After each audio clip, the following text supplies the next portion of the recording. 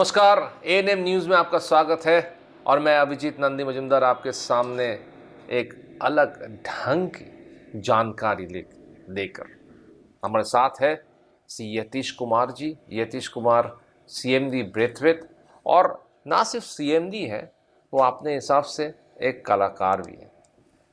लिखते हैं, कविताएं करते हैं, बहुत सारे चीज़ यतीश जी करते हैं। उसमें बहुत सारे छवि हम लोग को सामने उभर कर आएंगे।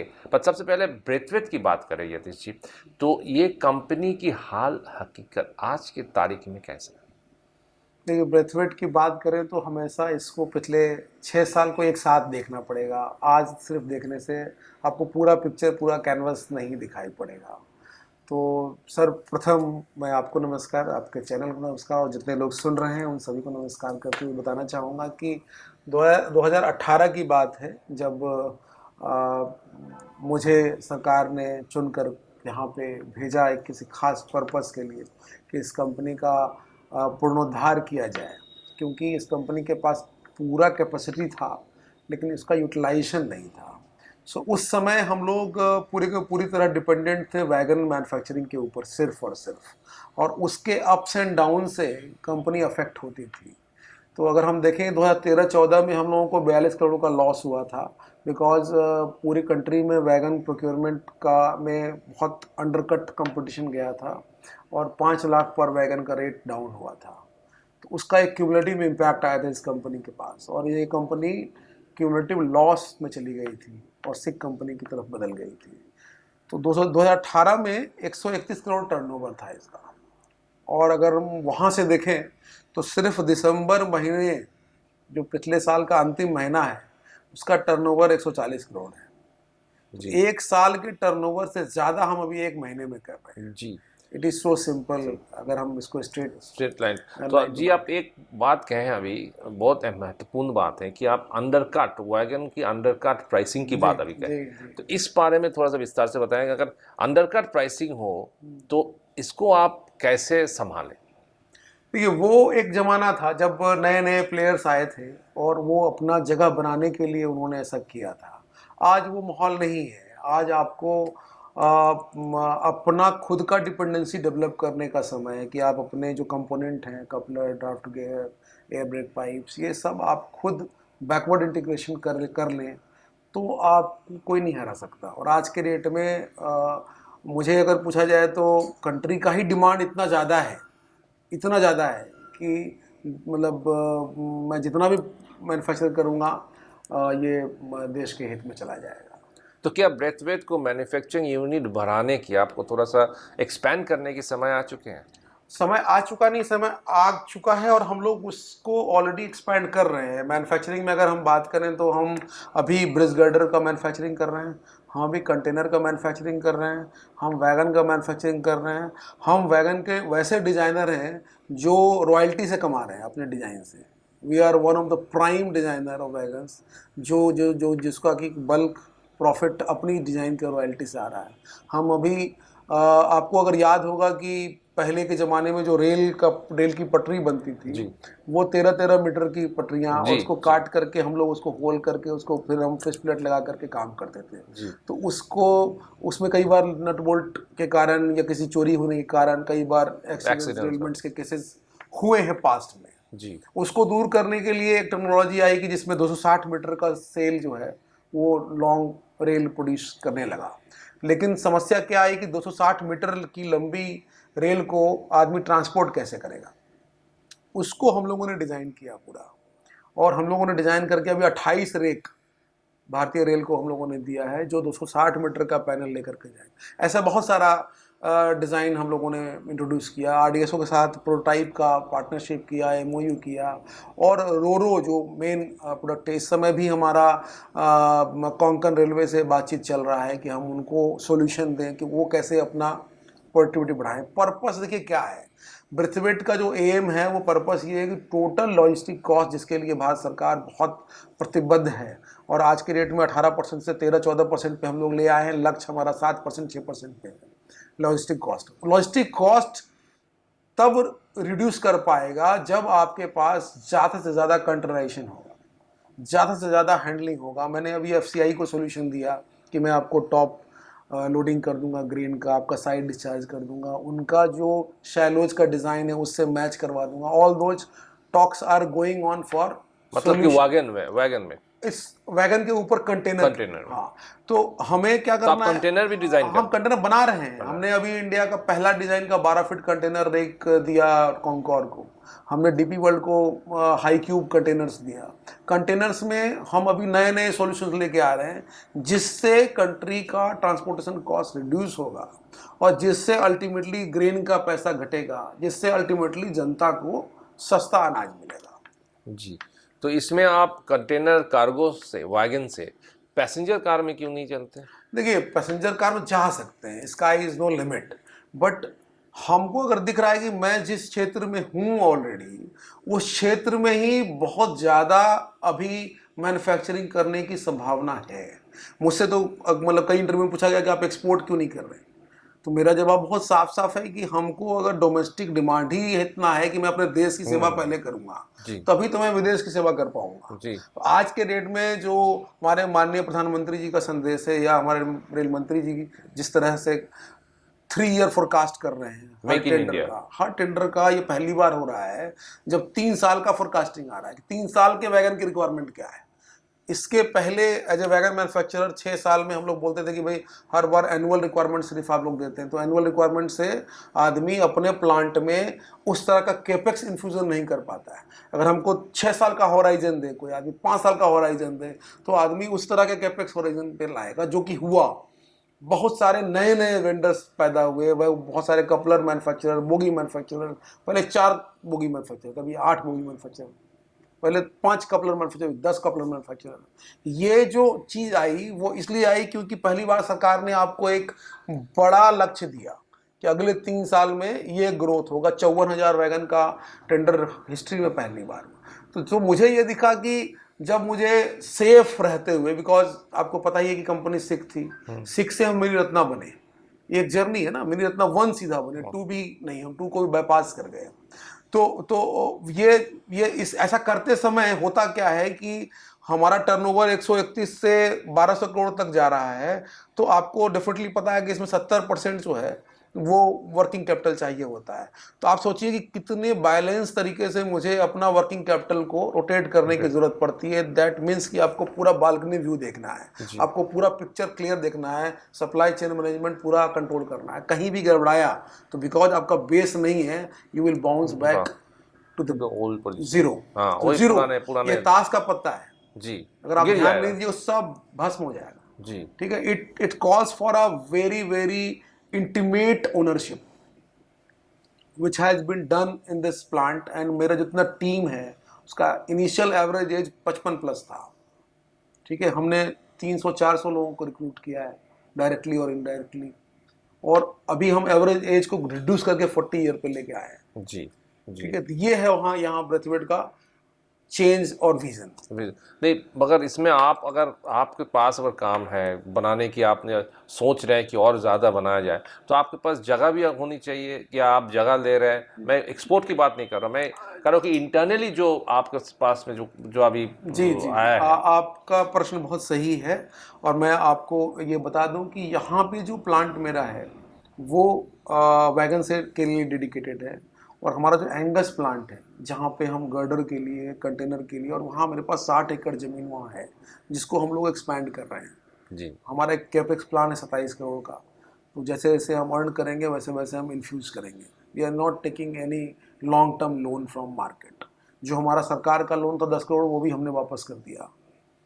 तो हमारा जो इस समय स्ट्रेटजी है कि पहले हमारी डिपेंडेंसी 100% में से 94% मैन्युफैक्चरिंग के ऊपर थी जी, और बदलते जो वातावरण है उसको देखते हुए हमने इसको सर्विस ओरिएंटेशन की तरफ बढ़ाया जी। और हम लोग वैगन का सर्विस, क्रेन का service, technology solution, solar solution, ये सब देते देते अभी हम 48% मैन्युफैक्चरिंग पर ले आए हैं। So what we are envisaging a very thin balance between manufacturing and servicing and 50-50 is the ideal ratio। इससे क्या होगा कि आपको किसी एक काम में नुकसान भी होगा तो उसकी भरपाई दूसरा काम कर सकता है। तो इसके तहत हम लोग 11 वर्टिकल्स खोल पाए आज हम ट्रेनिंग सेंटर बिठा रहे हैं। आज हम उत्तराखंड में, मध्य प्रदेश में ट्रेनिंग सेंटर पे काम कर रहे हैं। आज हम डीवीसी के लिए 10 मेगावाट का सोलर पार्क बना करके सोलर प्लांट हैंडओवर कर रहे हैं इसी महीने, जिस महीने हम बात कर रहे हैं आपसे। जी, सोलर पार्क बना रहे हैं। सोलर पार्क बना दिया, finished, we are handing over. जी, बंगाल में, बंगाल झारखंड में है, बट डीवीसी का है, कंपनी तो बंगाल की ही है, बट उनके लिए काम कर रहे हैं। उसी तरीके से हम इस समय उत्तराखंड में पावर डिस्ट्रीब्यूशन का काम कर रहे हैं। व्हाट इज मोर तो इम्पोर्टेंट, रेलवे से पावर तक भी अब चलेगा। आपको मतलब रेलवे मेरा 40% है इस समय, 45% है जी, क्योंकि हमारे पास क्या है ना कि मैकेनिकल इंजीनियर है, इलेक्ट्रिकल इंजीनियर है, सिविल इंजीनियर है, सोलर इंजीनियर है, इलेक्ट्रॉनिक्स में लोग हैं। हम इसको as a technical solution provider की तरह देखते हैं। जी, इसको हम इस तरह न देखें कि हम सिर्फ वैगन मैन्युफैक्चरर हैं। तो मैं ये देखता हूँ कि जिस तरह के काम मार्केट में अवेलेबल हैं, हम वो काम करेंगे जो जिसमें टेक्नोलॉजी इन्वॉल्व है। उसको फोकस में करते हुए अभी हम एनएमडीसी का पूरा प्लांट का मेंटेनेंस मेरे पास है, भिलाई स्टील प्लांट के मेजर मेंटेनेंस मेरे पास है। मैं आपको सेक्टर बता रहा हूँ, मैं रेलवे के वैगन मेंटेनेंस का बहुत बड़ा सेक्टर मेरे पास है। पूरा का पूरा एक वर्कशॉप है पीओएच का, बदलापुरी का, जो हम रन करते हैं रेलवे के बिहाफ में। जी, service sector, technical service sector तो कितना ग्रोथ है। जिस तरह का सरकार का ध्यान है कि हम मेंटेनेंस को धीरे धीरे करके टेक्नोलॉजी पार्टनर्स को हैंडओवर करते जाएं और उनका कोर सेक्टर ऑपरेशन रहे, जो भारतीय रेल का अपना लक्ष्य है, हम उसके सहभागी बने, ये हमारा लक्ष्य है। तो हम जब भारतीय रेल का के सहभागी बनना चाहते हैं तो उसी के साथ हम स्टेट गवर्नमेंट के सहभागी बनना चाहते हैं। तो उत्तराखंड ने हमें बहुत सपोर्ट किया। और आपको मैं बता दूं कि उत्तराखंड में हम रजिस्टर्ड पीएसयू हैं और वहाँ पे हम पावर डिस्ट्रीब्यूशन, उसका बिल्डिंग, महाराष्ट्र में हम डिजास्टर मैनेजमेंट में रजिस्टर्ड वेंडर हैं। तो गोवा का जो, बॉम्बे टू गोवा का जो सी शोर है पूरा, जी, उसका पूरा वॉल पैनलिंग डिजास्टर मैनेजमेंट की तरफ से वो हम लोग कर रहे हैं इस समय। तो रेलवे से आगे बहुत बढ़ चुके हैं, बहुत बढ़ चुके हैं। मैं वही कहना चाह रहा हूँ कि there are n number of things which we are doing, n number. अभी हम आपको बता दूं तो बंगाल में हम पूरा टाटा प्रोजेक्ट के साथ टाई अप करके हम फिल्टर प्लांट्स लगा रहे हैं। जी, अभी 100 वैसे फिल्टर प्लांट्स जो गाँव में लगेंगे, उसके प्रोजेक्ट्स हैं हमारे पास। 51 लगा चुके हैं और 49 अभी रास्ते में है। जी, तो इसका is the limit for Braithwaite. इसका तो वो ब्रेथवेट का जो एक छवि था कि ये रेलवे की संस्था है, तो रेलवे की संस्था रेलवे पर ही काम करते हैं, ये छवि को आपने थोड़ा सा बदल दिया है, थोड़ा सा नहीं बल्कि बहुत बदल दिया है। कोशिश तो है, क्योंकि 52% अगर बाहर के काम हो रहा है, 48% रेलवे की काम हो रहा है, तो बहुत सारे काम, बहुत सारे वर्टिकल्स करके ब्रेथवेट को आप एक नया दिशा दिए हैं। ये तो हम कह सकते हैं इसमें, इसी हिसाब से। तो आने वाले एक सवाल इसको ब्रेथवेट को लेकर मैं जो आखिरी सवाल पूछूंगा ये है कि आने वाले दिनों में आप क्या विजन लेके रह सकते हैं ब्रेथवेट के लिए? देखिए, आने वाले दिनों में हमारे पास जो दो चीज़ें बहुत साफ साफ रहेंगी। एक तो 50-50 रेशियो, जो मैंने कहा कि हम 50% मैन्युफैक्चरिंग करेंगे और 50% हम सर्विस सेक्टर में रहेंगे। उस सर्विस सेक्टर का एक उदाहरण मैं आपको दे सकता हूँ कि मेरी मंशा है कि मैं अभी एफसीआई टेंडर करेगा, ठीक है, जो उसके पूरे अन्न जितने हैं उसका पूरा ट्रांसपोर्टेशन, सप्लाई, उसका पूरा सप्लाई चेन मैनेजमेंट, वो एक कंपनी को देखना है, ठीक है। Being a manufacturer of wagon, I know my subject. If I sandwich with service provider, then I can take entire business model and that will be contributed to reduction in logistic cost of country. तो सच projects, वैसे projects जिसमें logistic cost reduction की संभावना रहेगी, Brathwaite वहां आपको मिलेगा। जी, ये मेरा ध्येय है। और सोलर में आप हमको पाएंगे, लगभग हर जगह पाएंगे। सोलर और सप्लाई चेन मैनेजमेंट, यही दोनों ये दो बहुत लक्ष्य लेके कोर सेक्टर रहेगा, कोर सेक्टर, ये अदर देन वैगन मैन्युफैक्चरिंग, और अदर देन ब्रिज। जैसे आपको मैं बताऊं, साउथ ईस्टर्न रेलवे के लिए हम 50 करोड़ का थर्ड लाइन बना रहे हैं बालासोर में। बालासोर में full bridge, full construction of the bridge, 90% काम खत्म हो चुका है। जी, लोग ब्रेथवेट को वैगन मैन्युफैक्चर करते हैं, हम जबकि जाने जाते हैं ब्रिज के लिए।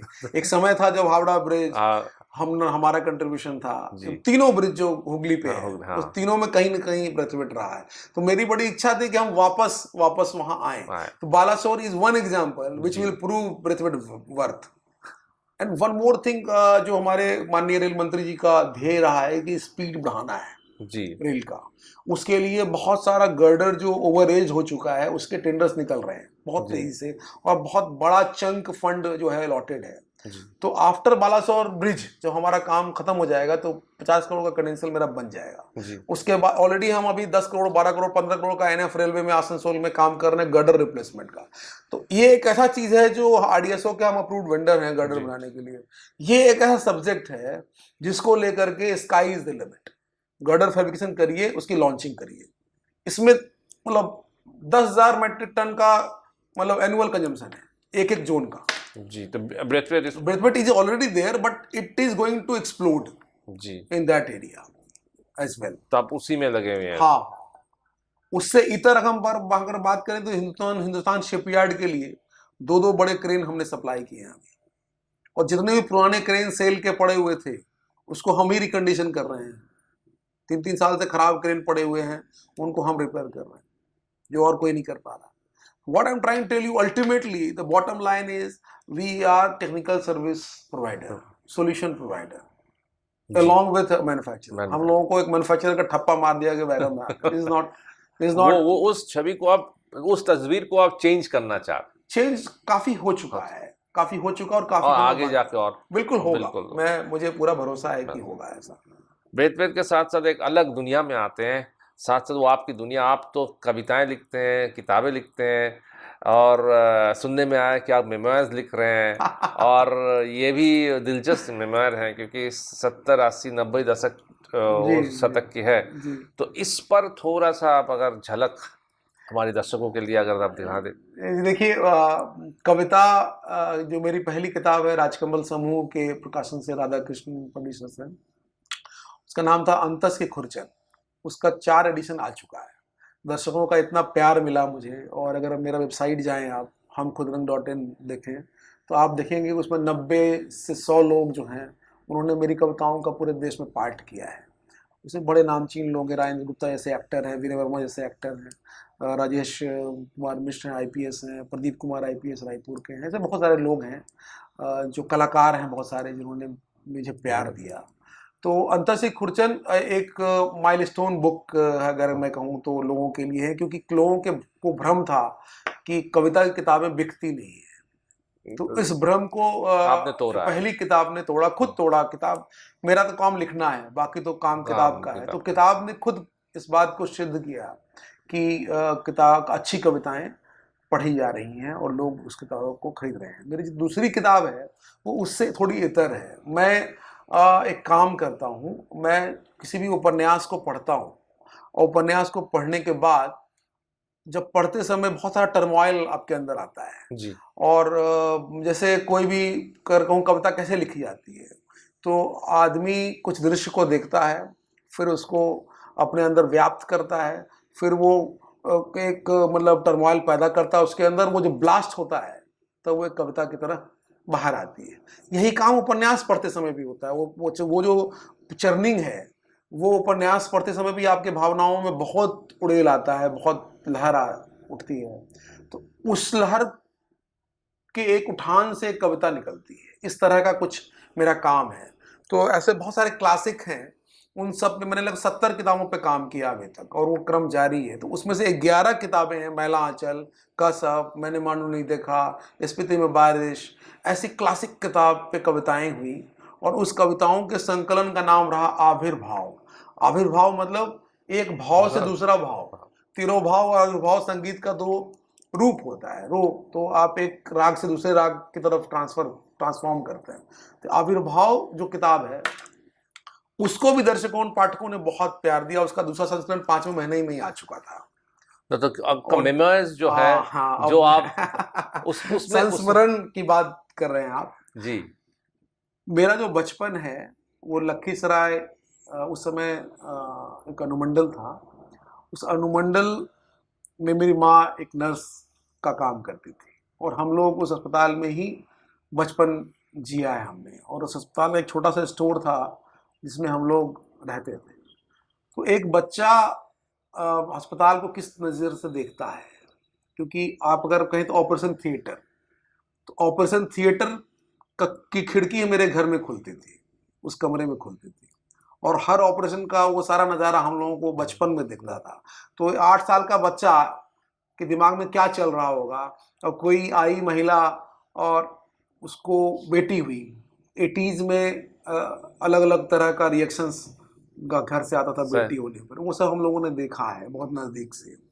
किसी का बच्चा बहुत विकृत सा चेहरा हुआ, तो हुआ कि भाई इसका कुछ और रूप है, तो मिथक के तरह उसको ट्रीट करते रहे। ऐसी बहुत सारी घटनाएं हैं, सीरीज पूरी घटनाओं की है। तो अस्पताल को केंद्र में रखकर और बिहार के राजनीतिक परिवेश को केंद्र में रखकर संस्मरण बहुत कम लिखा गया। तो मुझे लगा कि कोरोना में मेरी तबीयत बहुत खराब हो गई थी, तो सेकेंड फेज में मुझे अटैक आया था, तो लगभग मैं 45 दिन बीमार रहा, और मेरे मेमोरी को लगा जैसे कि मैं क्षीण हो रहा है, मेरी मेमोरी जा रही है। तो इस डर से मैंने किताब लिख डाली कि इससे पहले ये चला जाए और आज का यूथ 80s के बिहार को समझ ना पाए, जहाँ पे बुद्ध लखीसराय में ही है, युद्ध भी वहीं पे है रेत का। इन दोनों के कॉम्बिनेशन को मैंने बहुत नज़दीक से देखा है। मगर साथ ही साथ यतीश जी, आप मानेंगे कि 80 और 90 शतक के बिहार एक अलग बिहार थी। राजनीति की तरफ से एक अलग बिहार थे, क्राइम के अंदर से ये अलग बिहार थे। तो क्या आपकी इस किताब में राजनीति और क्राइम इसका झलक मिले? नहीं, उसका झलक पूरी तरह से है, क्योंकि अस्पताल में तो हर एक क्रिमिनल को आना है, उनका इलाज तो वहीं होना है, तो वो सब का जिक्र है। वो सारी बातें मैं नहीं खोल सकता, फिर भी बहुत सारे ऐसे लोग हैं जिनको बहुत नज़दीक से हम जान पाए, उनका जिक्र वहाँ पे प्रकाश सिंह या टिक्कर सिंह जैसे लोग हैं जिनको हम ऐसे तो कुछ और समझते हैं, लेकिन जब आप नज़दीक जाइएगा, अगर हम टिक्कर सिंह के बारे में बात करें तो 8वीं क्लास तक बंदा टॉप कर रहा था अपने क्लास में। उसके ब्रदर, उनके बड़े भाई किसी से लड़ गए और इनके ऊपर केस हो गया, और फिर ये मजबूरन क्रिमिनल बन गए। फिर वो वापस नॉर्मल लाइफ आए। तो ऐसे बहुत सारी जिंदगियां हम लोगों के बगल से गुजरी हैं, जिसको मुझे लगा कि लिख देना चाहिए। जी आखिरकार मैं एक सवाल और पूछूंगा, इसमें थोड़ा सा हटके है कि इसमें राजनीति की कितना असर आपकी निजी जिंदगी में पड़ा है? देखिए, असर तो देखिए, सबसे अच्छी बात है कि जो भी वहाँ वातावरण हुआ वो एक भट्टी की तरह था। वो अस्पताल और उसका जो परिवेश है वो एक भट्टी की तरह है। तो भट्टी में अगर तपेंगे तो सोना ही बनेंगे आप, है ना। तो मैं ये कहता हूँ कि मैं जो भी आज थोड़ा मोड़ा मुझसे ईश्वर ने करवाया, मैं कर तो कोई भी अगर ये क्लेम करे कि मैंने किया या टर्न अराउंड मैंने किया है, मुझे IIM इंदौर में पढ़ाया जाता है एज ए केस स्टडी, तो ये मैंने नहीं किया है, ये ईश्वर ने मुझे निमित्त बन के चुना है इस काम के लिए, और मैं इसलिए कर रहा हूँ। लेकिन वो इसलिए कर रहा हूँ क्योंकि पात्रता मुझे बचपन में उस स्ट्रगल नहीं दी। मैं वैसा पात्र बना जिसमें ईश्वर बूंद डाल रहा है, तो शायद नहीं कर पाता। हाँ, नहीं कर पाता। वो जो संघर्ष है उसने मुझे इस काबिल बनाया कि मैं उसका पात्र बन पाऊं। जी बिल्कुल, जो संघर्ष और राजनीति और साथ ही साथ क्राइम और रेलवेज और इसमें ब्रेथवेट सब मिलाकर बहुत दिलचस्प एक मामला और बहुत दिलचस्प कहानियां हम लोग को सुनने को मिला। नमस्कार यतीश जी, धन्यवाद हमारे साथ बातचीत करने के लिए, और आपके मेमोइर्स पर हमारी नजर रहेगी। बहुत बहुत धन्यवाद। धन्यवाद, नमस्कार। आप देखते रहिए ANM न्यूज़, और इस तरह की इंटरव्यू लेकर फिर हम लोग हाजिर होंगे। नमस्कार, शुक्रिया।